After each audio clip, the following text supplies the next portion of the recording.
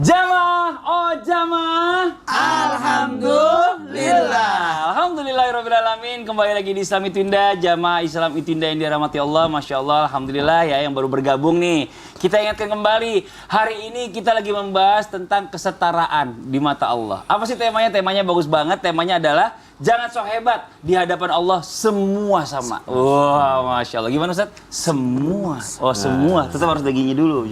Ya, semua sama. Ya, Masya Allah.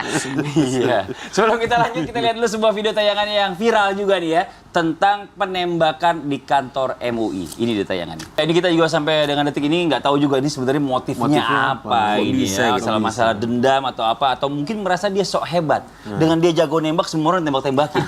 Nggak gitu juga, Pak. Gitu ya. Nah ini nih Ustadz Syam nih. Ustadz Syam ini jago baca Quran. Amin. Tapi Masya Allah, Alhamdulillah dia nggak ngerasa dirinya tuh paling jago, paling benar gitu ya bacaannya gitu. Jadi dia kalau bisa ada orang baca seandainya salah pun dia diamin aja dulu gitu. Nanti ini bagusnya bacanya di begini. Jadi ada kata-kata yang lebih bagus yang dia harus disampaikan ya. Gimana mungkin Ustadz Syam ada yang perlu disampaikan nih, silakan. Baik, bismillahirrahmanirrahim. Tabe guruku, Satu Madri Tuang, Satu Maulana, Mas Fadli serta guru-guru kami yang dimuliakan Allah Subhanahu wa taala, maka berhati-hatilah kita dengan sikap ataupun sifat tinggi hati ini ataupun kesombongan ini, karena Nabi SAW mengultimatum gitu, tidak akan pernah masuk surga, tidak akan masuk surga orang yang ada di dalam hatinya mithqalu dzarrah, daripada sekecil apapun daripada sifat kesombongan ataupun takabur ini sendiri.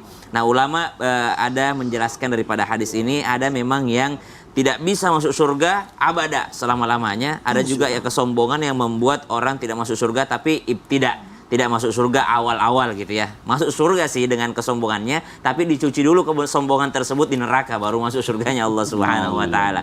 Artinya sikap ataupun sifat sombong tinggi hati ini sangat berbahaya. Bahkan diingatkan Imam An-Nawawi ya mengingatkan bahwasanya tidaklah kesombongan itu muncul kecuali orang merasa lebih dalam hal diniyah agamanya ataupun dalam hal duniawinya daripada dua hal ini. Ada orang merasa lebih dalam hal agamanya, dia kadang-kadang merasa sombong. Ada orang merasa lebih dalam hal dunianya, akhirnya juga merasa sombong. Jadi dua hal ini yang menyebabkan hal tersebut. Lalu bagaimana cara mencegahnya agar kita tidak merasa diri lebih baik daripada orang lain? Syekh Abdul Qadir Al-Jailani mengingatkan bahwasanya ketika seseorang ingin bersikap tawadhu adalah ketika dia membuka pintu rumahnya, lalu dia keluar rumahnya, tidaklah dia memandang orang lain kecuali memandang bahwa dirinya tidak lebih baik daripada orang tersebut. Ketika melihat orang yang lebih tua, maka dia akan mengatakan orang tua ini jauh lebih banyak umurnya dibandingkan saya, berarti duluan dia sholat daripada saya, berarti pahalanya jauh lebih banyak daripada saya yang masih muda. Ketika melihat yang lebih muda, dia tidak akan mengatakan apa sih anak muda nggak tahu apa-apa, bocil nih, enggak. Tapi dia katakan anak kecil ini jauh lebih sedikit umurnya daripada saya, berarti duluan saya berdosa daripada anak kecil ini, maka dosanya jauh lebih sedikit daripada saya yang sudah tua. Subhanallah. Ketika melihat bahkan orang yang belum mau sholat, orang yang belum beribadah, dia tidak mengatakan saya lebih baik daripada orang yang tidak beribadah ini, tapi dia katakan bahwasanya orang ini tidak beribadah sekarang, saya beribadah hari ini, tapi tidak ada jaminan saya beribadah sampai saya mati, dan tidak ada jaminan bahwa orang ini tidak beribadah sampai dia mati. Intinya tidak ada satupun manusia dia lihat kecuali dia melihat dirinya tidak lebih baik daripada orang tersebut. Wallahu taala. Masya Allah. Terima kasih banyak Ustadz Syam atas Sama-sama, penjelasannya. Nah inilah ya. Jadi kalau kita ngeliat orang yang lebih muda, wah luar biasa dia dosanya jauh lebih sedikit daripada kita. Nah tapi kalau misalnya kita lihat ada orang yang sok jagoan, terus dia sampai ibaratnya ngezolimin kita boleh nggak balas dia gitu loh? Gini, saya mau tanya, suka nggak melihat orang sok jagoan? Nggak suka. Berarti nggak bagus kan? Nggak bagus. Berarti jangan lakukan. Atau ada orang sok jagoan membuat kita sakit hati, maka kembalikan pembelajaran pada diri kita. Oh ternyata kalau kita sok jagoan itu orang nggak enak lihat kita, orang sakit hati lihat kita. Jadi seperti itu. Maka karena ini hubungannya dengan maaf ya, keseharian abul minannasnya. Maka kalau berkaitan dengan ablu minallahnya, karena kesombongan itu menolak kebenaran, berarti kaitannya dengan sorga. Tapi kalau ini kaitannya kepada sesama manusia, hati-hati. Ini bisa mempengaruhi diri kita. Yang bahayanya kalau kita bagus banget ya, kita mencontoh, memakai pakaian itu juga salah. Jadi harusnya yang paling bagus kita lakukan diem. Karena kapan kita bicara dianggap hebat, aku hebat ya. Iya kamu hebat, apalagi kita peres-peres sama dia, makin sombong lah dia. Bagaikan api disirami minyak, makin besar luapannya. Maka yang paling bagus kita lakukan, diamkan dulu, cari waktu yang tepat untuk mengingatkan dia, menyadarkan dia. Jangan juga didoakan saat jatuh. Jangan, sehingga Mulutnya itu loh nyinyirnya pas banget dapet gitu ya kan. Dapet banget. harusnya kita Iya. doakan dia dengan kebaikan. Benar. Kalau kita tidak bisa menasihati dia, doakan atau cari orang yang bisa mengingatkan Benar. dia. Pokoknya itu manusia itu tempatnya salah. Kesempurnaan hanya milik Allah. Ya. Show. Zaman dulu ada acaranya itu ya kan. Iya. Ini Masya Allah. Al-Fatihah. Al-Fatihah. Bismillahirrahmanirrahim. Iya, pasti. Nah sekarang kita lanjut nih buat jamaah Islam itu yang ada di rumah. Ini Masya Allah. Jamaah. Yeay. Ini Imam Syafi'i ini pernah berkata. Ini Masya Allah luar Ah, iya, biasa iya. ya. Imam Syafi'i ini hebatnya luar biasa. Namanya tahu nggak nama aslinya? Saya lupa tersayang. Muhammad bin Idris. Muhammad bin Idris ya. Kalau ditanyain kaget saya jadi suka lupa. Iya. Tapi Saya- sama tanya, Iya. memang tahu namanya? Tahu Muhammad bin Idris. Iya. Mau nanya lagi yang lain? Gak usah, saya siap dulu baru tanya dong. Nah sekarang nih buat jamaah Islam itu yang ada di rumah nih, Masya Allah, 3 orang ini tidak bisa dikatakan hebat kata Imam Syafi'i kalau dia belum ada 3 perkara ini. Apaan Wah, cincin saya maksudnya bukan. Bukan. 3 perkara ini maksudnya ini apa nih? Mau dijawab penjelasannya Ustaz Tahir nih. Silakan, Fadol. Izin Ustaz Maulana, Bang Fadli, Ustaz Syam, Bismillahirrahmanirrahim. Imam Syafi'i ini memang luar biasa. Banyak sekali syair-syair beliau yang menggugah. Kemudian juga banyak juga hal-hal yang berkaitan dengan ilmu hikmah yang beliau sampaikan. Salah satunya beliau mengatakan tidak ada orang disebut hebat kecuali dia memiliki 3 perkara ini. Apa yang pertama? Yaitu orang yang mampu menyembunyikan ketidakberdayaannya. Ya, kelemahannya disembunyikan sama dia. Walaupun kita ini nahnu du'afa, kita ini lemah di hadapan Allah Subhanahu wa taala, tapi jangan sampai kita terkesan lemah juga di hadapan manusia. Oh, Karena apa? Aduh, bentar, aduh, Ustaz Maulana, saya belum makan nih gitu kan. Ngeluh mulu tuh Nggak, orang iya, seperti gitu kan. udah habis Sembunyi. syuting kok ada? Ada gitu kan. Nggak lagi, insyaallah enggak Ustaz ya. Nah, yang kedua adalah orang-orang yang pintar menyembunyikan kemiskinannya. Jadi kalau tadi itu adalah ketidakberdayaannya dalam segala hal, ini lebih ke arah kemelaratannya, kemiskinannya. Makanya Allah menyinggung dalam Al-Quran surat Al-Baqarah, kata Allah, yahsabuhumul jahilu aghniya'a minat ta'affuf. Sampai ada orang yang dengan iffahnya, jaga dirinya, orang-orang kaya itu disebut Allah jahil. Yahsabuhumul jahil. Karena orang-orang kaya menganggap dia itu aghnia. Justru orang yang fukara, karena pintar menyembunyikan tadi kemelaratannya, disangkanya dia orang yang mampu, berkecukupan. Tapi sesungguhnya dia sedang tidak memiliki apa-apa. Dia hanya bergantung kepada Allah Jalla fi'ula. Ini kata Imam Syafi'i, ini orang hebat. Kenapa? Karena kalau udah kayak gini, dia i'timad ala Allahnya tinggi. Besar sekali dia bergantung, bersandar ke Allah Jalla Jalaluh. Yang ketiga adalah orang yang pintar menyembunyikan amarahnya. Ush. Ada orang kalau marah tuh meledak-ledak kan gitu ya. Tapi ada orang yang kalau marah diam.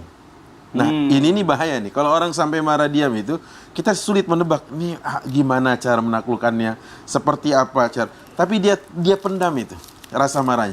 Katanya Imam Syafi'i 3 inilah yang menjadikan seseorang itu hebat. Ya. Ini enggak marah, dibuat marah.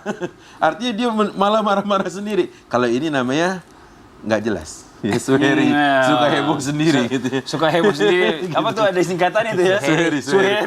Suka heboh sendiri. Kayak gitu. Ya jangan namain anak Suheri besok jadinya. Kayaknya Suka ada heboh deh teman sendiri. saya namanya Suheri. Saya juga ada saudara Maaf saya. kalau gitu Mas Suheri. Nah nih buat jamaah Islam itu yang ada di rumah nih, Masya Allah ya, yang udah kirim pertanyaan banyak banget, bagus banget nih. Kalau gitu langsung aja kita bacakan. Kita masuk dulu ke segmen Tanya Dong Ustadz. Kami semua tanya dong Ustaz. Kita masuk ke pertanyaan yang pertama dari Instagram hamba Allah. Assalamualaikum Ustadz. Waalaikumsalam warahmatullahi wabarakatuh. Saya punya punya adik ipar. Ya. Punya ide. Saya punya adik iparnya sok jagoan, sok paling jagoan. Kenapa Ustadz Maulana? Ide, ini salah tadi baca dikit doang, segitunya dicolek. Saya punya adik iparnya tuh sok paling jagoan. Dan bahkan dibanggakan sama mertua saya.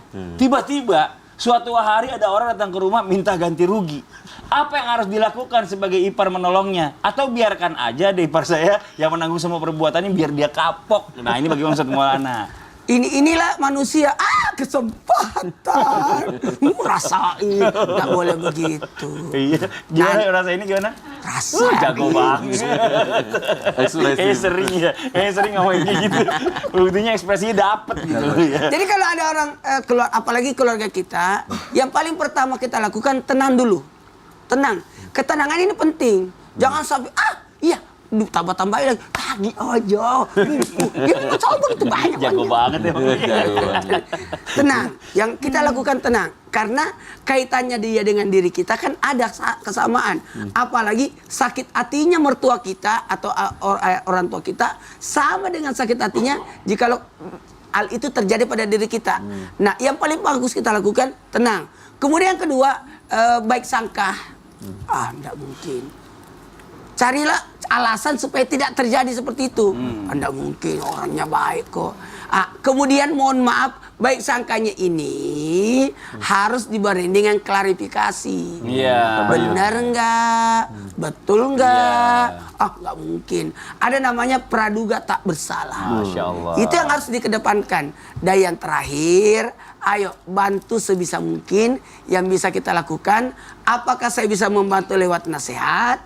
Apakah saya bantu lewat menenangkan orang tua atau keluarga yang ada? Atau saya bantu lewat doa. Saya paling gampang doa. Lewat apa Ustaz?